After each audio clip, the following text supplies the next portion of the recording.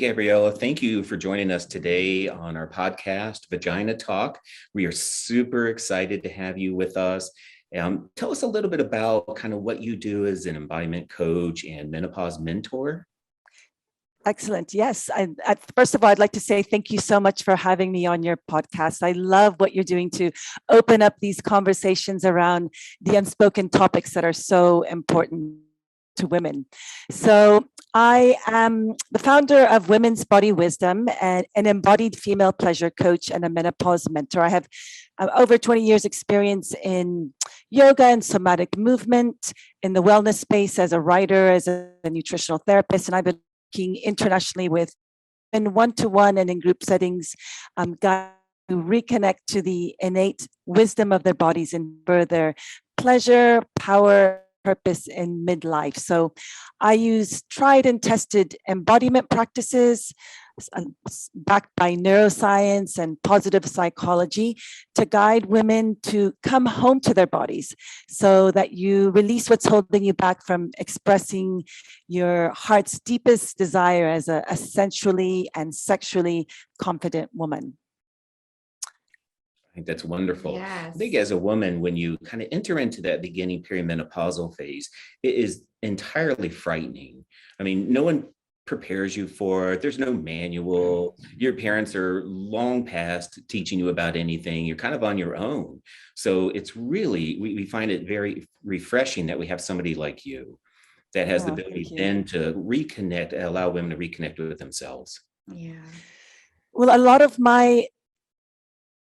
the work that I do guide women in is really also based on my own experience journeying the traditional path of womanhood. I'm now 55 years old and post-menopausal 5 years. So, I was going through, I had been heard of the word, right? So I was journeying through the traditional path of womanhood, being all the things that were expected of me, being the perfect mom, the dutiful wife, trying to run a business, pleasing, saying yes when I really meant no. And that meant that I began to push down and ignore my own needs and desires and turned away from the things that gave me pleasure.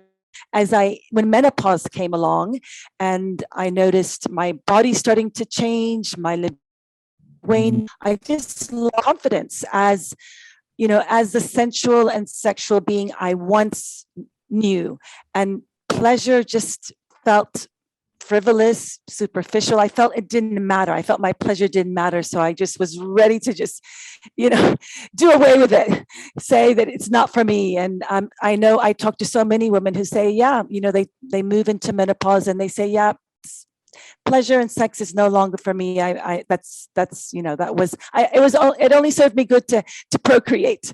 And that's, I think, sad, right? Because we have so much capacity in our postmenopausal years to experience so much pleasure, both of the sensual kind and the sexual kind, if you do want to choose to go to experience sexual pleasure. But there's so many different kinds of pleasure we can experience on the other side. It's true. And in today's world, most women are going to spend more time in the postmenopausal state than they will have in the premenopausal state. So I think kind of giving them that guidance and that ability to reconnect and really enjoy all those many years in their postmenopausal state is fabulous. Absolutely agree. Yeah, I mean, more women are living longer, we're healthier, and our lifespan is a lot longer than what it used to be. So this is such an important time or stage in a woman's life. I think that we often haven't focused on just through the years historically. So, and you're absolutely right. I think as females, it's very easy to grow up very focused on my life is going to climax to the time I go through these stages, and it sort of just downslides instead of thinking of it as an up and up. Yeah. Which I think is really just a great perspective.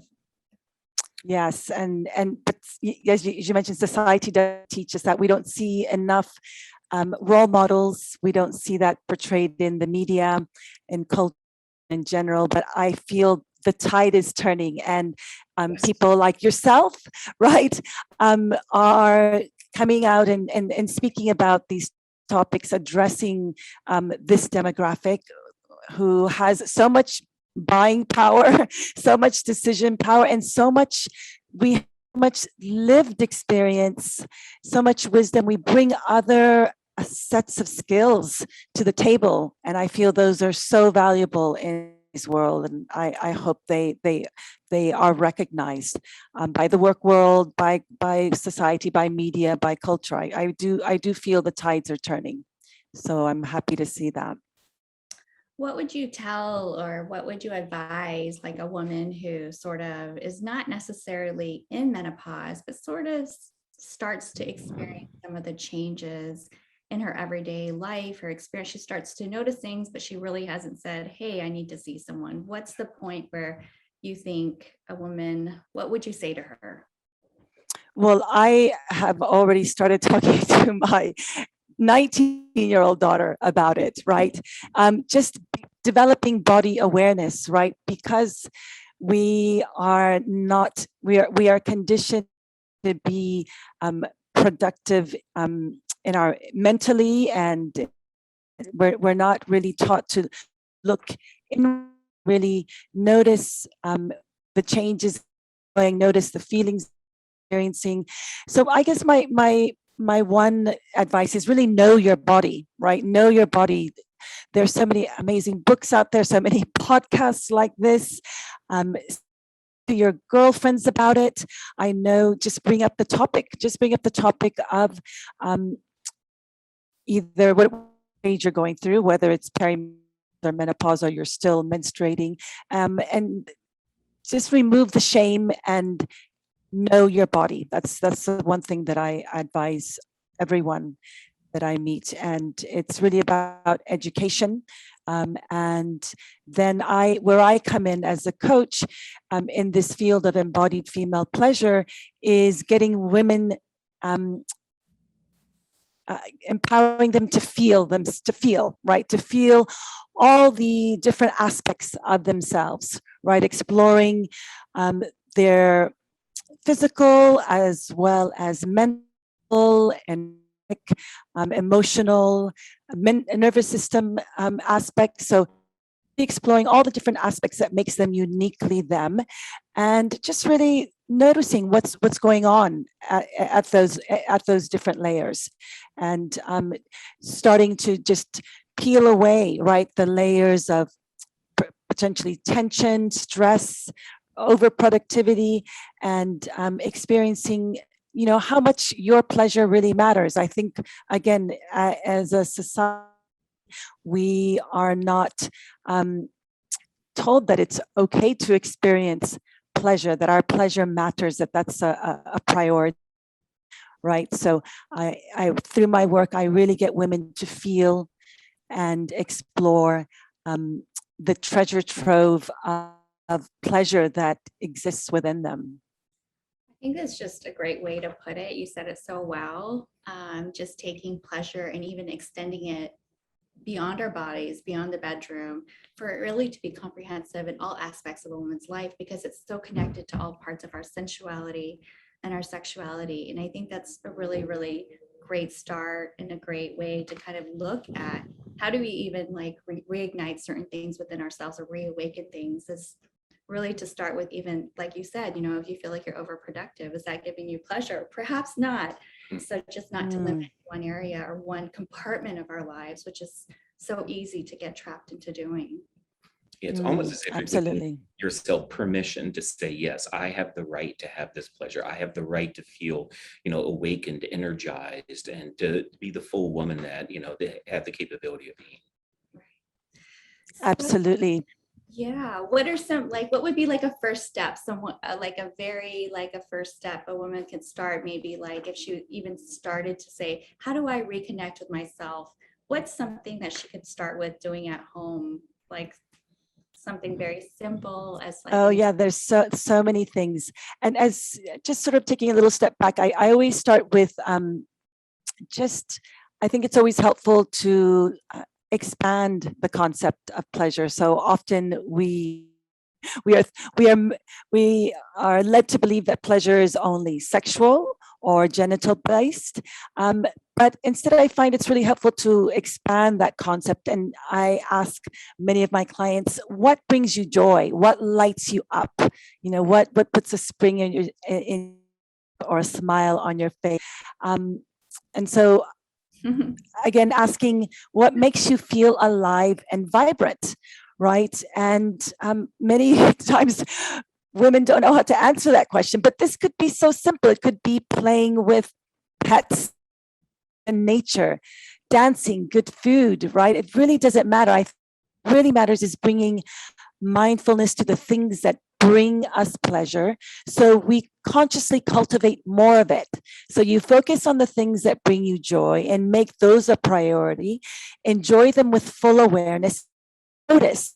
Notice what happens in your body when you savor good food, when you have a nourishing conversation with a friend, when you look at a sunset. All of these things helps us to orient towards feeling good. So it's really a process of enrichment and turning up the awareness of beneficial experiences. And so I find the senses are a portal into experiencing more pleasure. So focusing on smell, taste, touch, sound, visuals, spending time engaging with your senses. So I also find a good way to practice this is to write potentially a list of all the things that light you up or bring you, and make sure you do one small thing every day. This helps to bring natural pleasure into your life as a state rather than another thing to be ticked off on a to-do list. Sure, that's great. Yeah. You're kind of creating the opposite effect of what currently exists in their life. So I think you're spot on in that, Gabriella. It was beautifully stated. So, I think it's, other than you, do you know of other life coaches or embodiment coaches? Because how can patients kind of reach out to you if they're like here in LA and you're in Austin? Right. Oh, well, I do a lot of my work online. Most of my work now is online. So I do coaching online, and a lot of the workshops that I offer are also online. What I find with this body of work, because we are dealing with the pleasure, and that will, once you start exploring those sensations, the bodily sensations, the sensual or sensory sensations that it brings up, it can bring up, some very tender feelings, some very vulnerable feelings, right? Because you begin to realize, gosh, I've been so disconnected from my pleasure, and maybe you realize the reasons why, right? It can bring up maybe some past experiences that were unpleasant. So what I find is so wonderful about working with clients from home is that they're in the safety of their own home, right? Your nervous system is constantly looking for cues of being safe. And so when you're in your own home doing these practices that I teach, in the safety of your own home, and often I give women permission to turn off what they choose to do and to engage with the practices with the video off, or I give it to them as home. I call it home play instead of homework, and give it to them. Have them explore on their own at home at their own time, and then come back in our coaching sessions to discuss what came up for them while they were doing some of the practices. What blocks did they face? What resistance? And then we dive deeper into that from a more coaching perspective. So I find work is so wonderful right now. Yeah, and I would imagine that that's probably what we would call in OBGYN the infancy stage of the beginning of the awareness and awakening, because it probably goes in multiple deeper layers that you coach your patients or your clients in. Gabriella, For sure. say the difference between sort of a coach like you versus someone who would absolutely perhaps opt for, or when would you think there's a role for like a psychotherapist, cognitive behavioral therapy for some of these sort of areas of perhaps locked, forgotten pain or trauma that need to sort of be released. What's your Yeah, that's views on that's a wonderful question. And thank you for asking. So I am trauma informed, so I am able to recognize when people are affected by trauma, but I am not a therapist, so I am trained to recognize those signs. So when those signs do show up, either by clients reporting them or my actually being able to see it, I absolutely do recommend trauma therapists. I find my body's of work is based on somatic experiencing. So somatic experiencing is was developed by Peter Levine, who has developed this whole body of work around trauma, and the difference is it's not based on talking and diving deeply into your past experiences or your present experiences or your whatever you think is your future experience through talking. It's really about feeling, really about using your body to guide you into what is holding you back. So your body holds an incredible amount of intelligence. It holds so much emotions, sensations. So what my work does from a somatic perspective, which means a feeling, sensing in deeply to what you're experiencing in your body, so that you can notice those sensations or feelings. And I engage movement, some breath work, some visualization, and practices. They slowly allow you to sort of peel away the layers of contraction, of resistance, of holding, and really allow you to process sometimes those emotions through your body, right? Your body is processing them through movement, through breath, through some of the visualization that I offer. And then at the end of a practice, we do some talk. So we do some coaching. I ask very simple questions about, what, my client experiencing. Sometimes they have breakthroughs. Sometimes they still feel frozen or numb. And in which case, if they feel that the practices are activating any traumas, then I definitely recommend trauma therapists, but mostly those based around this body of work called somatic experiencing. Or I also work with therapists who deal with this body of work called internal family systems, which is also a very powerful sort of more body-based therapeutic approach. I'm not sure if that answered your question. Yes, that was very good. It's really wonderful. It's kind of a really interesting and transformative way to look at some of these problems. Agreed. It's wonderful. So, Gabriella, we are sadly quickly running out of time for the podcast, but we want to thank you tremendously for joining us. We will positively invite you back. This is a riveting topic, something that we want to continue to explore and bring to light for women in LA and Austin and across the world. Oh, wonderful. Thank you so much for having me. Thanks, Gabriella. Yes, indeed. It's a pleasure speaking. Lovely to speak to you. Thank you.